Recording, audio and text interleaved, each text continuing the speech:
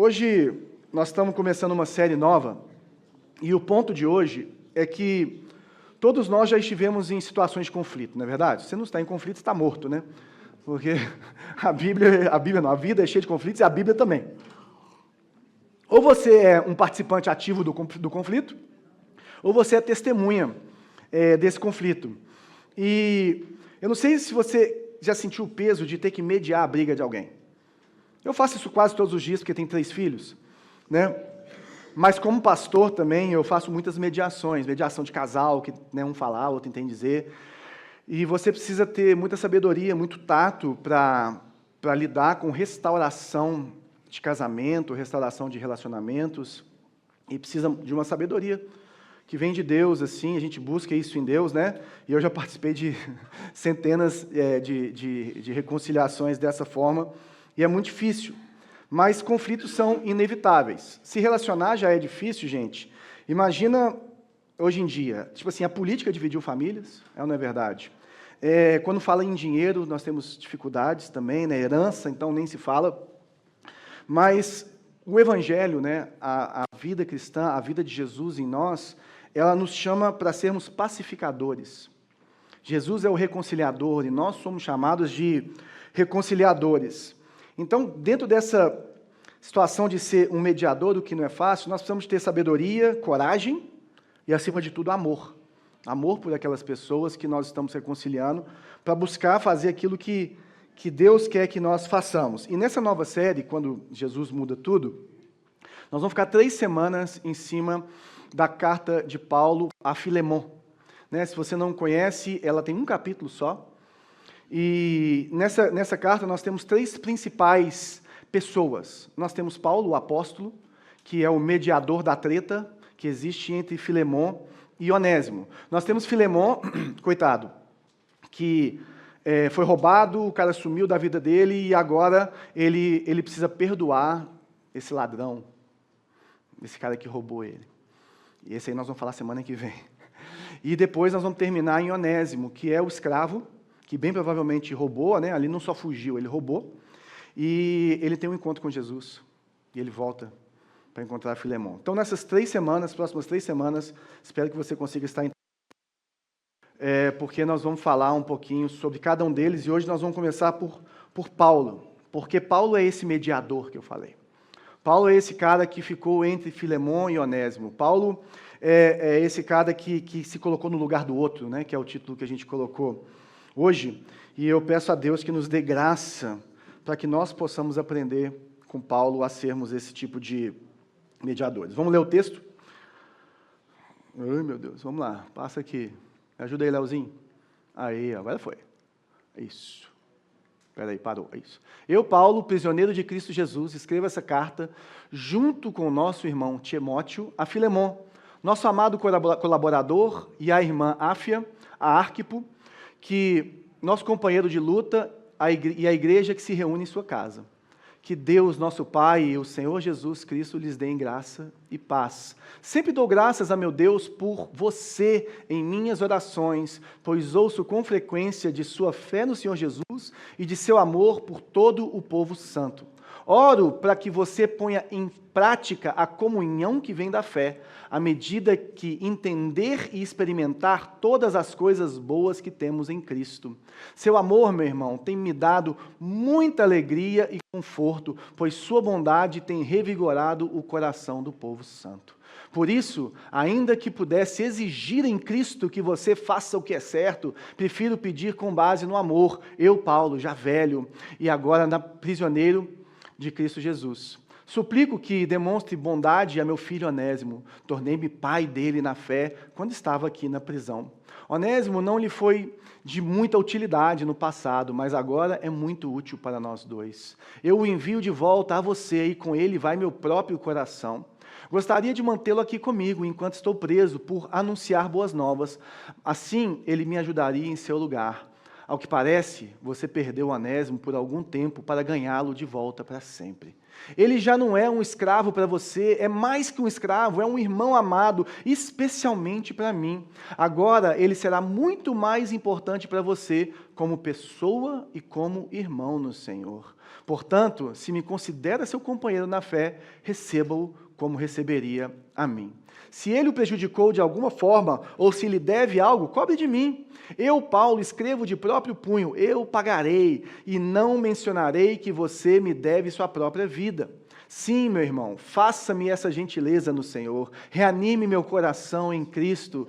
Escrevo essa carta, certo de que você fará o que lhe peço e até mais. Por favor, prepare um quarto para mim, pois espero que as orações de vocês sejam respondidas e que eu possa voltar a visitá-los em breve. Epáfras, meu companheiro de prisão em Cristo Jesus, manda lembranças. Marcos, Aristarco, Demas e Lucas, meus colaboradores, também enviam saudações. Que a graça de nosso Senhor Jesus Cristo esteja com o espírito de vocês. Amém. Bem, gente, essa é uma carta extremamente pessoal, né? Então ele manda uma carta pessoal ali para Filemon, é uma carta íntima, mas ele fala que isso é para a casa dele também, né? Para a igreja que se reúne naquela casa. E ele já no momento mais avançado da sua vida, né? Paulo está ali na sua prisão em Roma, uma prisão domiciliar, né? Não é a prisão em que ele morreu. Nós estamos aí entre 60 e 62 depois de Cristo, Paulo tinha aí entre 50 e 60 anos.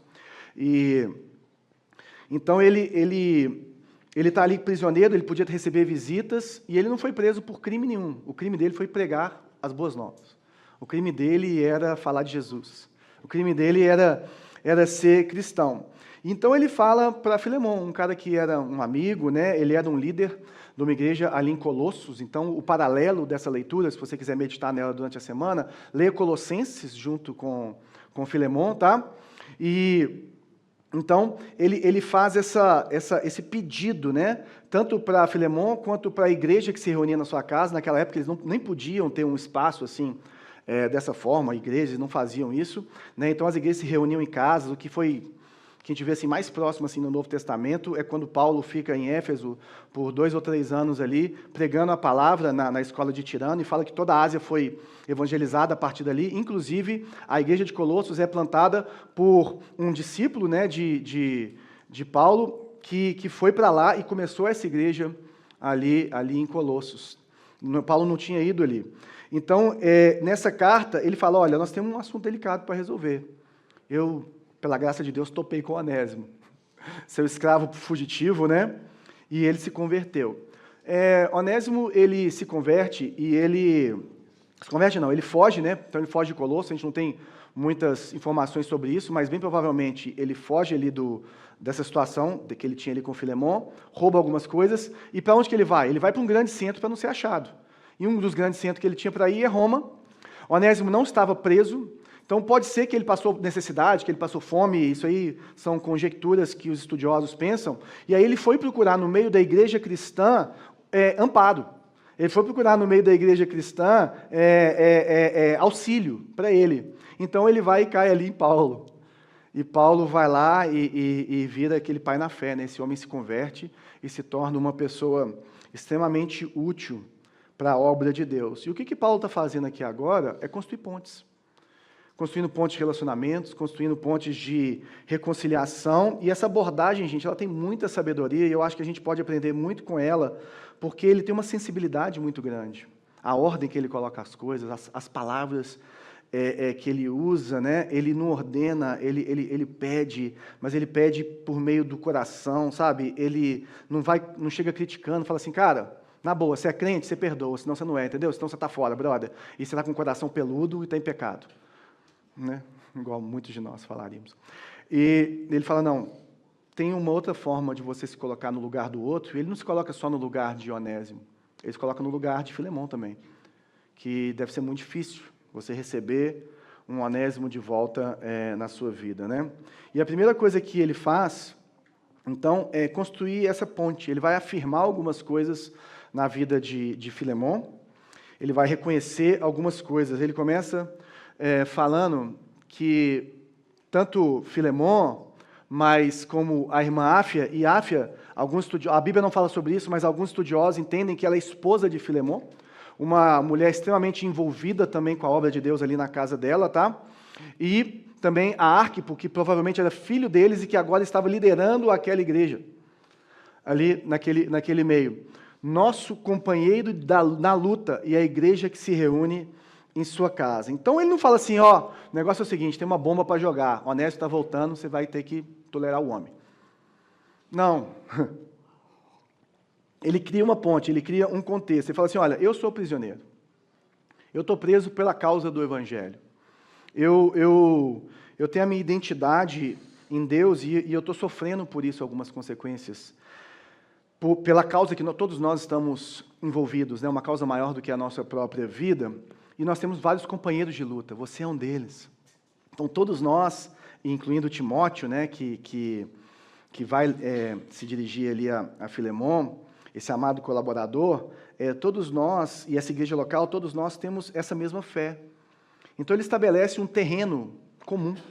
Fala assim, ó, eu vou te trazer uma bomba aí, mas nós estamos todo mundo na luta, irmão. Eu estou preso, agora você perdoa, e Jesus é Senhor de todos, está entendendo? E aí ele fala, olha, que Deus nosso Pai e Senhor, Jesus Cristo lhes dê em graça e paz. Por quê? Porque qualquer relacionamento saudável em Deus, ele precisa de graça e paz. Precisa de que nós estejamos cheios ou constantemente nos enchendo desse reconhecimento da graça de Deus, que é um favor imerecido. Que Ele nos amou primeiro, que Ele nos reconciliou com Ele mesmo. O nosso coração tem que estar cheio dessa gratidão, dessa graça que nós recebemos e também dessa paz. Essa paz vem do Shalom, lá do Antigo Testamento, né? E vem então da tradução para o grego, que é Eirene, que ele coloca ali, e ela simboliza uma plenitude em você, um bem-estar, sabe? Uma certeza interna de que Deus cuida de nós. Imagina, Paulo está preso, gente. Ele fala assim, olha, que Deus te dê graça e paz. Parece que ele está solto no púlpito pregando, né? Mas ele está preso, falando assim, cara, você vai precisar que Deus te encha de graça e de paz. Porque tem lutas e nós estamos aí nessas nossas lutas, mas nós vamos continuar prevalecendo e caminhando. Ele fala, sempre dou graças a meu Deus por você em minhas orações, pois ouço com frequência da sua fé no Senhor Jesus e do seu amor por todo o povo santo. Olha, gente, ele fala, sempre dou graças. Além de orar a Deus, agradecendo pela vida de Filemon, e é uma coisa que nós devemos agradecer pelas pessoas que têm, né, caminhado na obra de Deus, abençoado as pessoas, ele mostra que a gente não pode perder a oportunidade de fazer elogios sinceros. E se você olhar, às vezes, os relacionamentos, eles começam a tensionar e a gente só olha o que está precisando, né? Então a gente olha só o que está faltando, a gente vai sempre dar olha, está tudo bem aqui, mas está faltando isso. Está tudo bem aqui, mas está faltando isso. Hoje de manhã eu recebi uma mensagem de um membro nosso aqui que mudou para outro país, e ele está procurando igreja, e ele falou assim, João, está difícil demais, onde eu piso, cara, não consigo nem ouvir a pregação toda, porque o povo fala bobagem demais, não abre a Bíblia e tal. Eu falei assim, cara, eu estou dando graças a Deus pela nossa igreja, estou valorizando mais ainda o que Deus tem feito e faz na nossa igreja. Eu falei, cara, você nasceu em Belo Horizonte, né, cara? Belo Horizonte é um centro de Deus, de igrejas saudáveis e de avivamento muito forte, que abençoou o Brasil todo, o mundo todo. E nós estamos mal acostumados. Ser Belo Horizontino crente é ser mal acostumado pelo Evangelho. Lógico que tem muita igreja ruim por aí, óbvio. Mas tem muita igreja boa em Belo Horizonte. E tem muita coisa boa que Deus fez por meio do povo dele que se reúne aqui. O avivamento dos batistas começou aqui. E várias outras coisas começam e nascem em Belo Horizonte. Então, cara, não perca a oportunidade de fazer elogio sincero. Não é para você ser hipócrita. Mas se tem alguma coisa que você pode elogiar, cara, elogie. Elogie e fala, olha, cara, a sua fé no Senhor é demais, cara, ela me constrange. Eu queria ter uma fé dessa forma. Cara, o meu coração fica cheio de alegria pelo amor que você demonstra pelo povo de Deus e reúne e recebe as pessoas na sua casa. Porque tem crente que acha que é perigoso elogiar, porque a pessoa fica orgulhosa, né? E o orgulho fez o homem cair, não é verdade?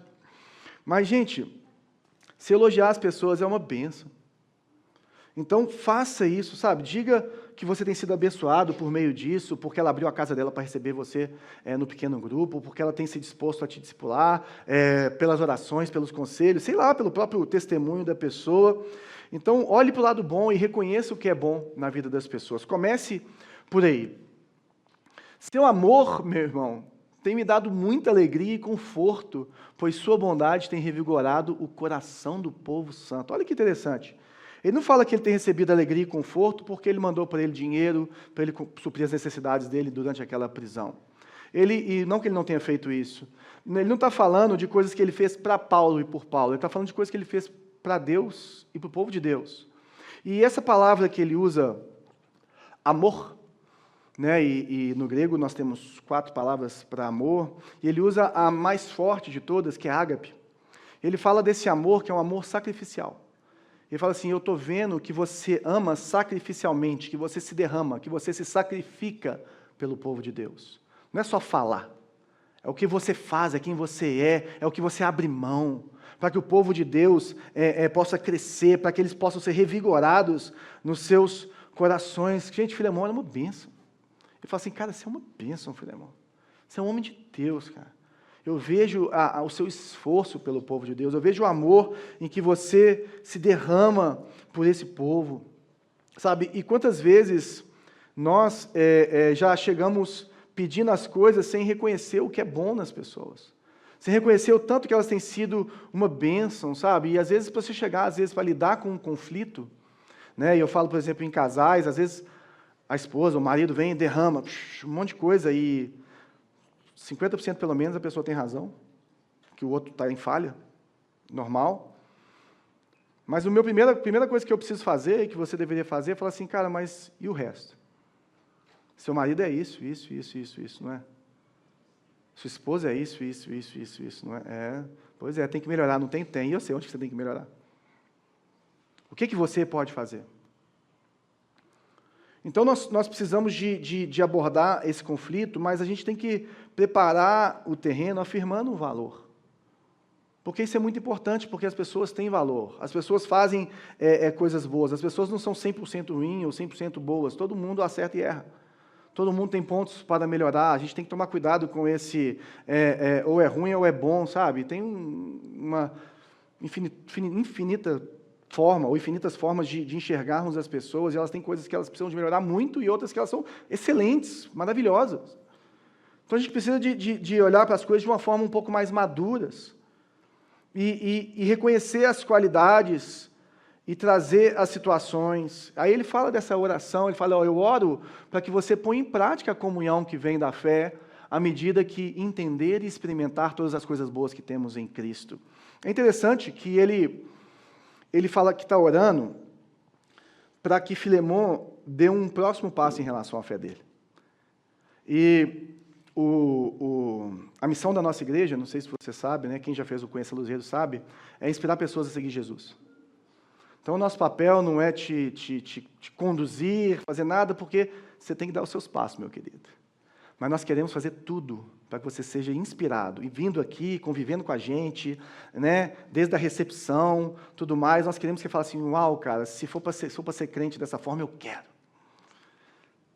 Se igreja é isso, eu quero.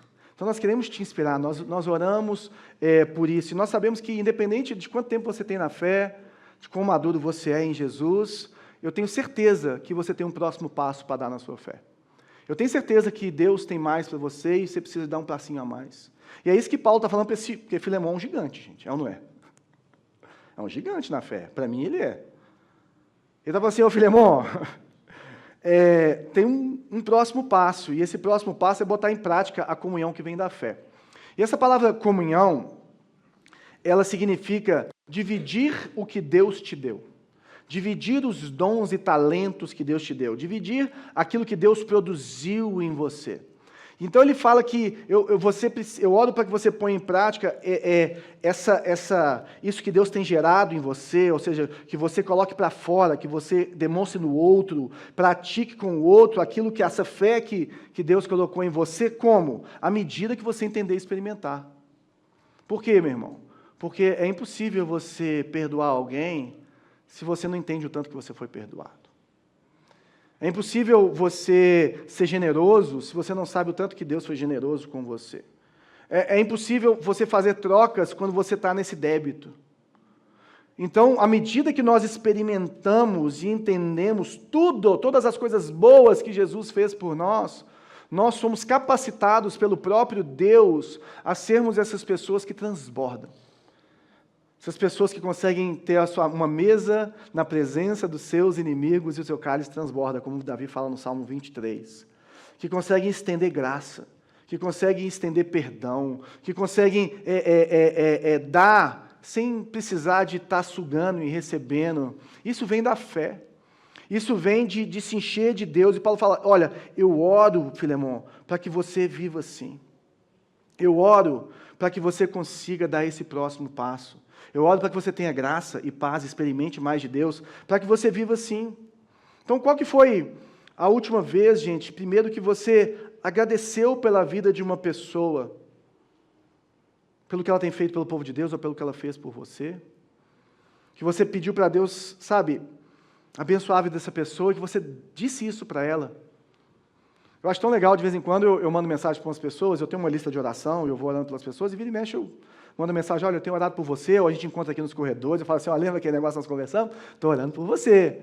Então, eu não gosto de ficar mandando sempre, que depois fica aparecendo aquela pessoa que dá, né, que faz para o outro para aparecer, mas de vez em quando eu mando uma mensagem. Então, eu tento ter um limite aí, para não parecer o que não é. Mas é importante que você faça isso. Às vezes você tem clamado por alguém, orado por alguém, essa pessoa nem sabe, e às vezes não precisa saber, mas tem momentos que você fala assim, cara, eu tenho orado por você. Para que Deus te abençoe, para que Deus transforme a sua vida, para que Deus faça isso, para que Deus te dê graça, para que você possa romper esse momento de fé seu, para que você possa romper esse momento de luta, sabe? E então, passar o que você está orando, falar, colocar em prática, colocar em palavras, mas também reconhecer o momento em que você precisa ser um conciliador ou um reconciliador. Então, como que você começa essas conversas? Quando chega uma amiga sua e fala assim, esse aqui... Chora com você, e que bom que ela consegue chorar com você, isso já é um grande passo, a pessoa confia em você. Mas qual que é o próximo passo que você dá? Como que você lida com aquilo que Deus tem escancarado na sua frente? De conflitos, né, de situações complicadas. Então, a primeira coisa que Paulo faz é construir uma ponte de fé, uma ponte que a graça de Deus é necessária, uma ponte de quem aquela pessoa é em Deus, para que ela entenda que nela existe um poder de Deus para que ela possa romper, para que ela possa avançar, que ela não está sozinha, que Deus é por ela, que ela pode se encher de Deus, e que você tem orado por isso. Você não está só simplesmente soltando a bomba, ó, você se vira lá com seu marido, tá? Porque isso não é de Deus, não. E aí depois, o segundo ponto dele, ele vai falar da outra ponta. Então, até agora, ele falou pouco de Onésimo, né? Ele fala mais de Filemon. Filemon, você é assim. Mas agora ele vai falar o que aconteceu com esse escravo fujão. Ele fala, olha, por isso, ainda que pudesse exigir de Cristo que você faça o que é certo, prefiro pedir com base no amor. Eu, Paulo, já velho, e agora prisioneiro em Cristo. Gente, esse já velho dele, entre 50 e 60, eu sei que ofende. Mas é porque ele pegou uma estrada diferente das nossas, entendeu? Ele pegou muitas viagens complicadas, né? Aquele carro que rodou em estrada de terra, que parece mais velho do que é. Então, é diferente de vocês. É diferente, eu estou chegando lá. É diferente. Ele fala, eu já velho. Né? Mas ele fala, gente, tem dois caminhos para eu pedir esse negócio. Eu posso usar a minha autoridade, ele tem uma autoridade apostólica, não é verdade?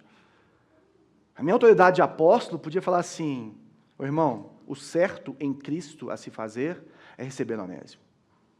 Mas dentro da minha autoridade, eu tenho um outro caminho. Eu quero pedir com base no amor. E é interessante, gente, se você conhece a história de Paulo, se você não conhece, eu quero te falar um pouquinho. Paulo, ele era um mestre da lei. Paulo, ele era um fariseu. O primeiro mártir da igreja, Estevão, está ali em Atos, né, no capítulo 8, ele é morto apedrejado e as vestes dele são colocadas aos pés de Paulo. Paulo, ele é o mandante daquele crime, daquele assassinato. apedrejado daquele homem.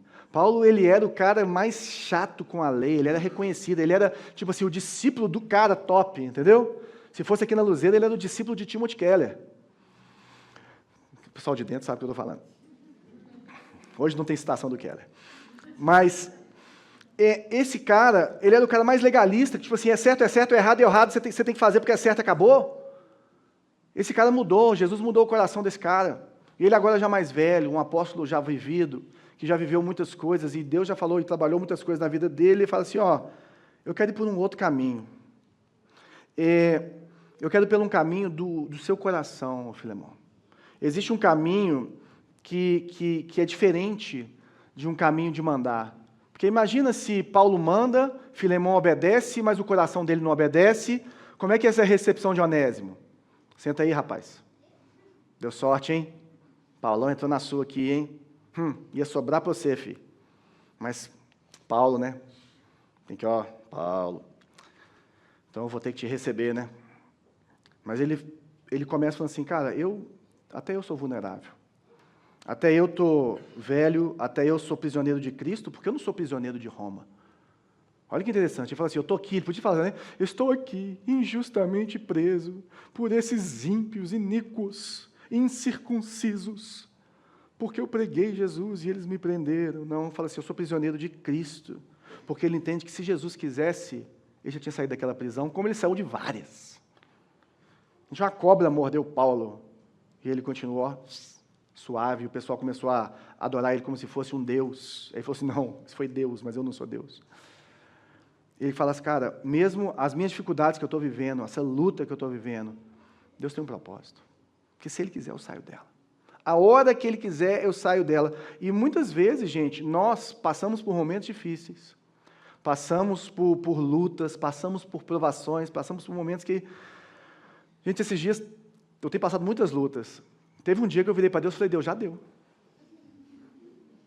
Estou falando sério, eu olhei para Ele, do meu jeito, né?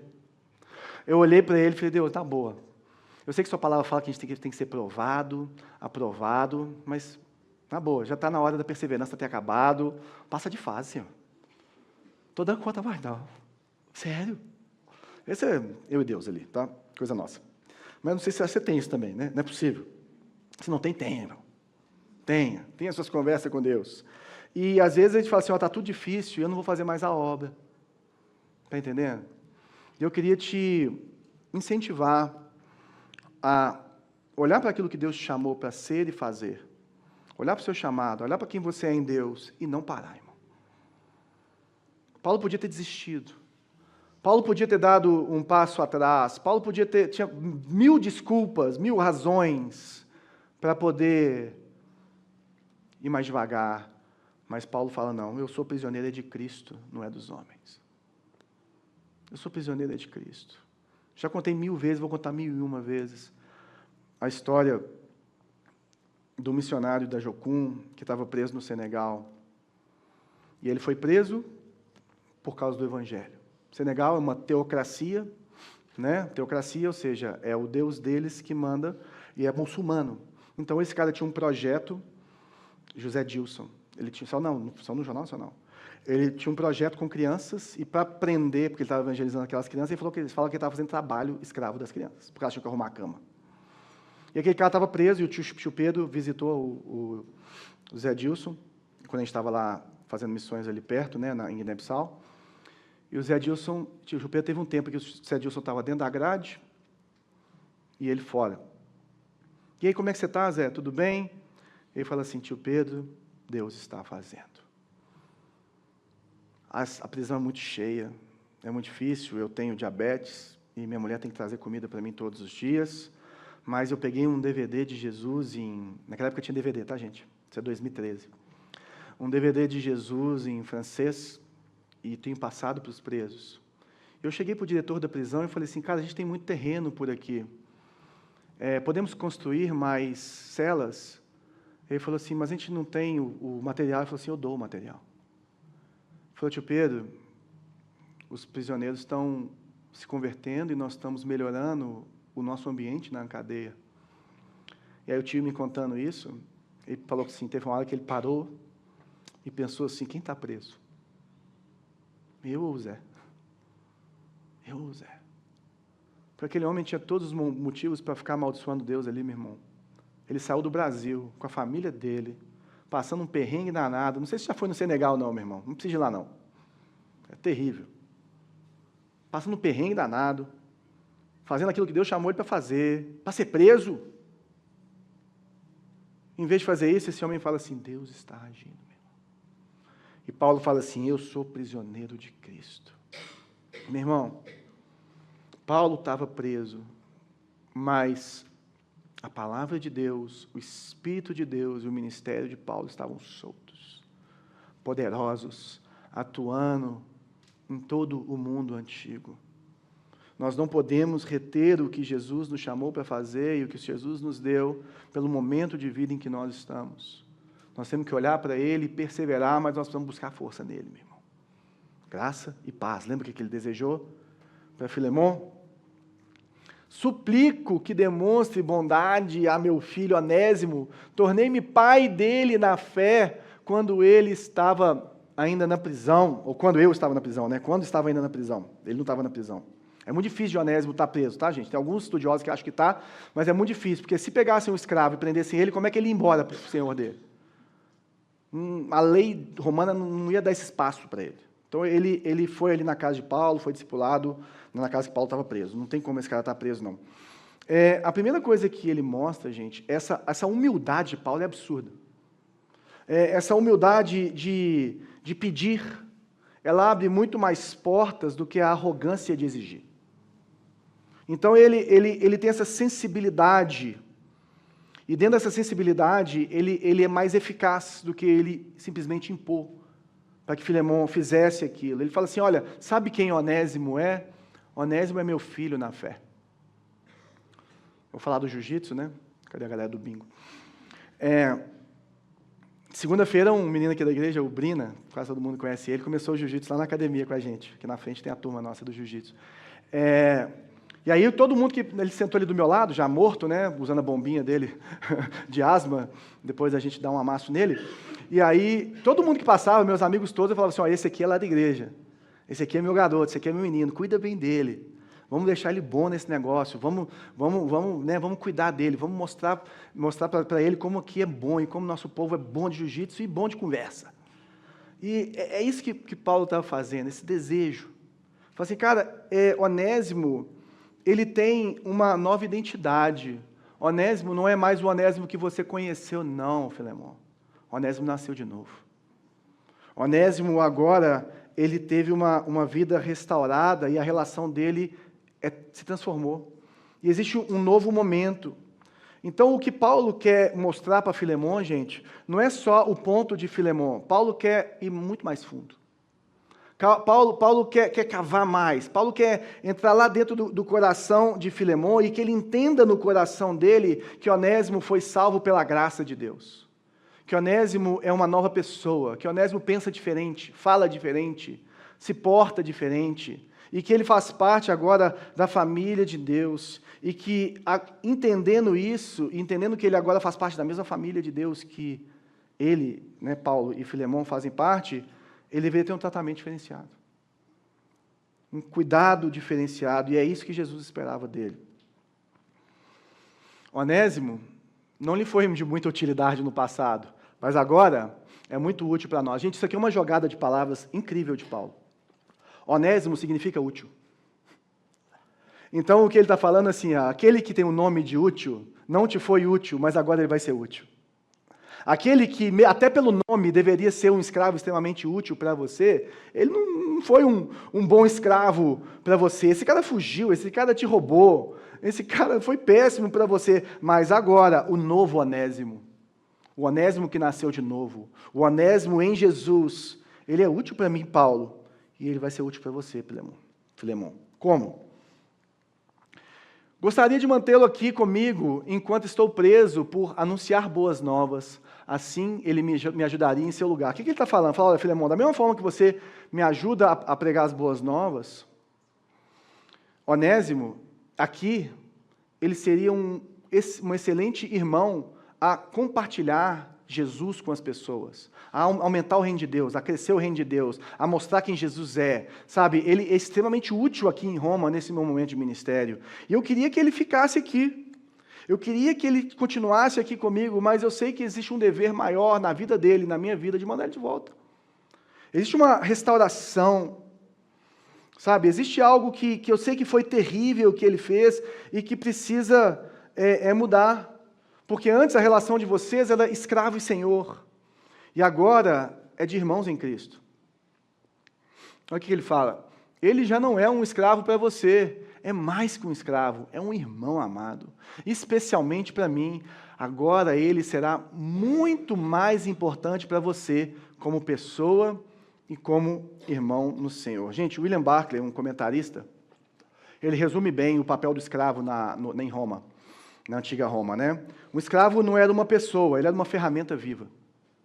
Então você podia usar e abusar do seu escravo. Ele fazia o que você queria e você podia colocá-lo para trabalhar até a morte.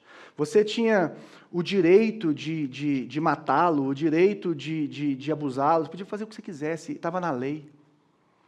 Aí você fala assim, por que Paulo, isso é uma das perguntas, por isso que eu quero falar isso aqui, quando tiver Onésimo eu falo mais, mas por que Paulo não atacou diretamente esse movimento, a escravidão naquela época? Não sei, tenho os meus pensamentos.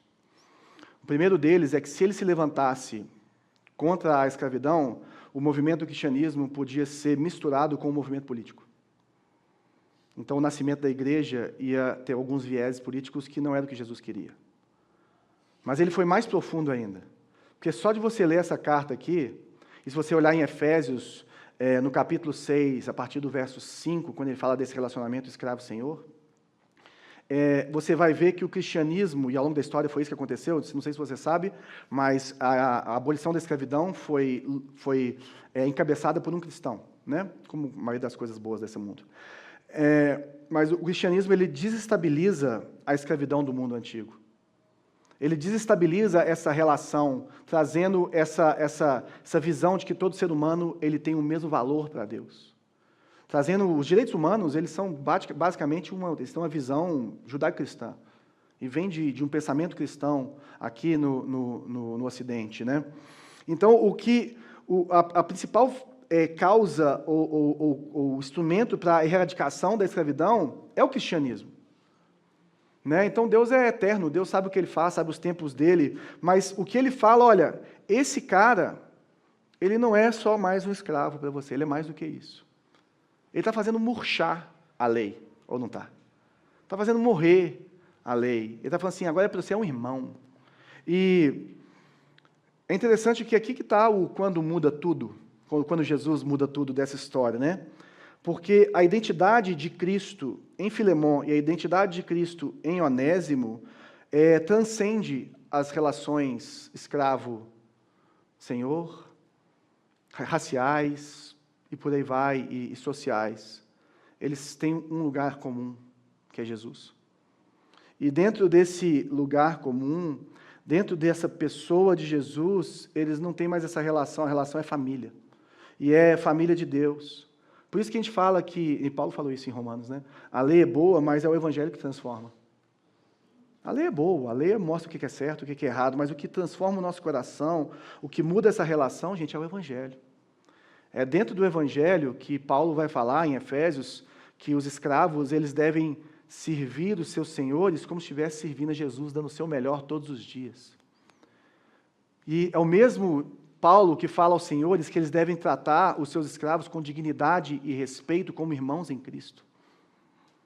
Então, essa mudança que existe, Jesus muda tudo, o Evangelho muda tudo, o Evangelho muda como nós enxergamos o outro. Isso precisa mudar. Precisa mudar a forma como eu vejo os conflitos que eu tenho. Como eu vejo as pessoas que trabalham para mim, a pessoa que eu trabalho para ela, como eu lido com os conflitos da vida, com as situações da vida, o Evangelho muda tudo. Porque ele pode transformar a relação de senhor e escravo, abalada por uma fuga, em um relacionamento de irmandade, em um relacionamento de vida. A gente precisa parar para pensar se nós acreditamos mesmo no poder transformador de Jesus na vida das pessoas. Ou se você consegue ver o poder transformador de Jesus na vida de pessoas que te feriram, que te decepcionaram, que te machucaram. E se você consegue ver a graça de Deus apesar do erro, o favor de Deus apesar do erro. Provérbios ensina uma coisa muito importante, gente, que o tolo, ele confia nas palavras, mas o sábio, ele olha os caminhos. Então eu não estou falando aqui para que você seja inocente, porque inocência é um defeito. Você tem que ser humilde, simples. Agora, inocência é defeito, porque a inocência te deixa ser abusado em várias questões. O que eu estou falando aqui é para que você tenha a humildade de reconhecer a transformação de Jesus na vida das pessoas, mas tomar cuidado também para não ficar também dando espaço demais para pessoas que não foram transformadas. Não é isso. O caso de Onésimo, Paulo fala assim, cara, eu atesto que esse cara foi alcançado por Jesus, eu conheço o testemunho dele, ele foi transformado, eu vi a vida dele, eu convivo com ele. Nós estamos caminhando junto. Nós precisamos de ver também, gente. Nós precisamos de ver, nós precisamos de acreditar, não, Deus pode fazer, e você tem caminhos com pessoas que ainda estão só falando, mas não estão fazendo. Mas você tem que saber que existem formas que são distintas de tratar aqueles que ainda estão precisando de ser transformados, de virar o novo Onésimo, para o novo Onésimo. Nós precisamos de ver essa transformação e essa mudança na vida das pessoas. Então a gente precisa pensar, gente, como que eu consigo ver essa graça de Deus apesar do erro? E como é que eu vou lidar com isso? E como que eu posso interceder por outras pessoas em meio a conflitos, em meio a dificuldades, promovendo essa restauração, trazendo a cura, trazendo a vida de Deus? Como que você pode mostrar a graça de Deus, ou o que Deus fez e faz na vida da pessoa para o outro, para que ele possa perdoar? Fala, olha o que Deus está fazendo na vida dessa pessoa. Você tem que ter alguma coisa para apontar. É algo tangível que Paulo está trabalhando aqui.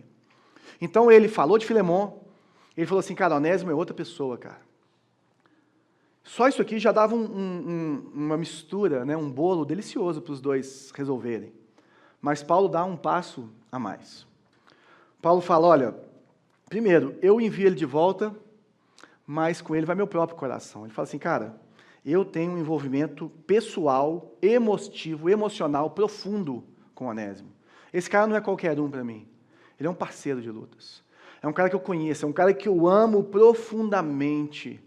É um cara que eu conheço, que está ali comigo. Cara, eu amo esse cara, eu estou mandando um irmão meu querido. Portanto, se me considera companheiro na fé, recebo como receberia a mim. Se ele o prejudicou de alguma forma, ou se lhe deve algo, cobre de mim. Aí, meu irmão, é que separa os meninos dos homens. É aí que separa quem está cheio da graça do Senhor ou não. Porque Paulo coloca a própria reputação e o relacionamento dele com Filemon em jogo aqui. É ou não é verdade? Ele postou todas as fichas nesse cara, gente. E a primeira coisa que ele confiou foi que Onésimo ia ter Filemon, né?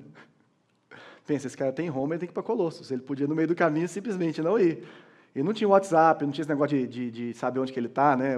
Buscando ele. Não tinha esse negócio. Me manda sua localização no WhatsApp, compartilha comigo, Onésimo. Quantos dias você está de lá? Tá te esperando. Falta 2 dias para ele chegar. Prepara aí o cordeiro. Entendeu? Não, a primeira coisa, ele confiou que esse cara ia chegar e ia se submeter ao que Filemon tinha para ele. Esse é o primeiro ponto. Onésimo ia chegar. Porque, gente, Filemon, como eu falei, de acordo com a lei, ele podia matar Onésimo. Ninguém ia prender ele. Ele podia punir Onésimo fisicamente. E ele estava certo. Ele não tinha feito nada de errado. Mas a questão aqui é acima da lei, é a lei de Cristo.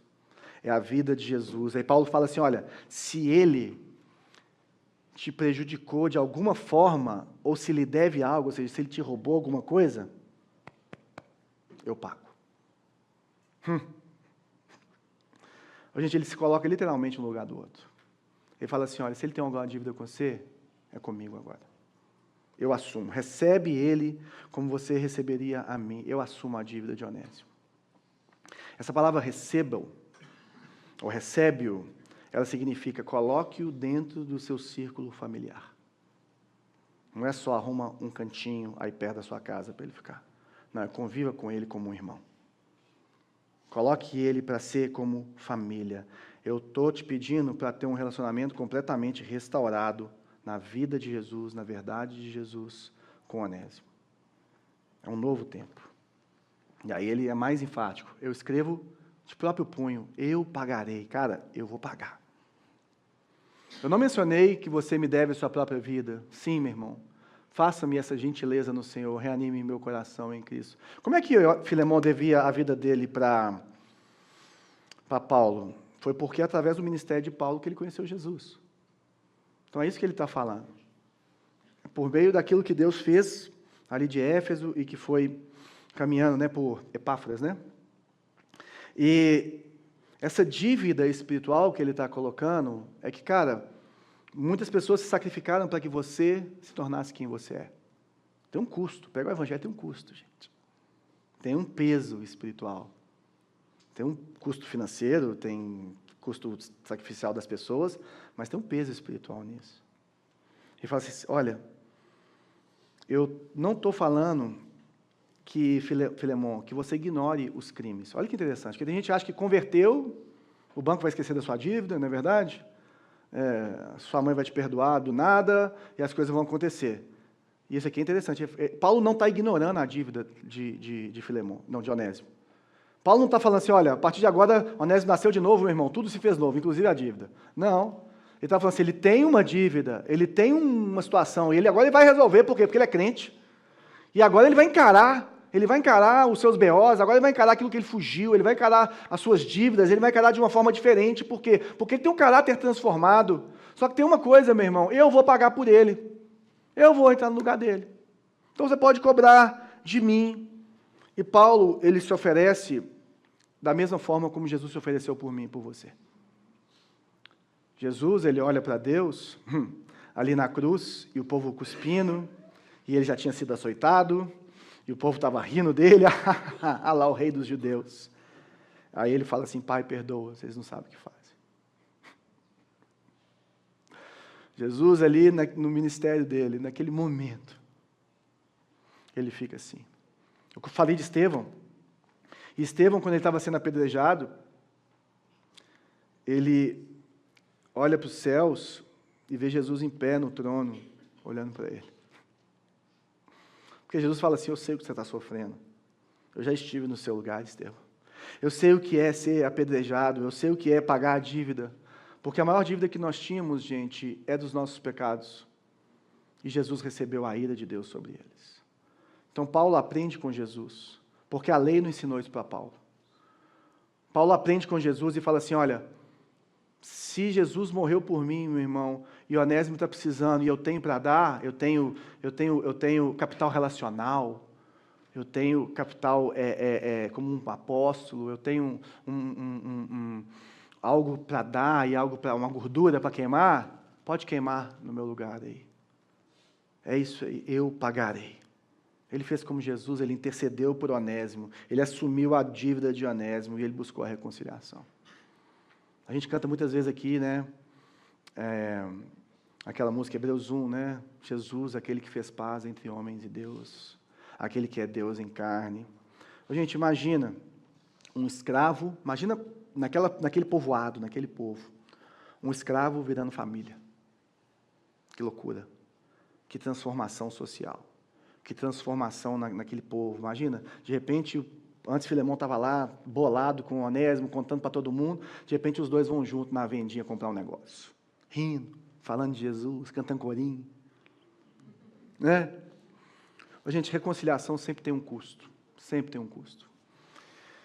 E nós precisamos saber se nós estamos dispostos a nos desenvolver pessoalmente, não só pelos nossos, mas pelos próximos, pelos outros. Para nos colocarmos nesse lugar, seja emocionalmente, seja com seu tempo, ou até financeiramente, se aplicável, né? Para que as pessoas, os relacionamentos sejam restaurados. Isso que é ser como Paulo. Isso que é ser pacificador. Isso que é ser o povo da reconciliação. Isso não é só falar, exige ação.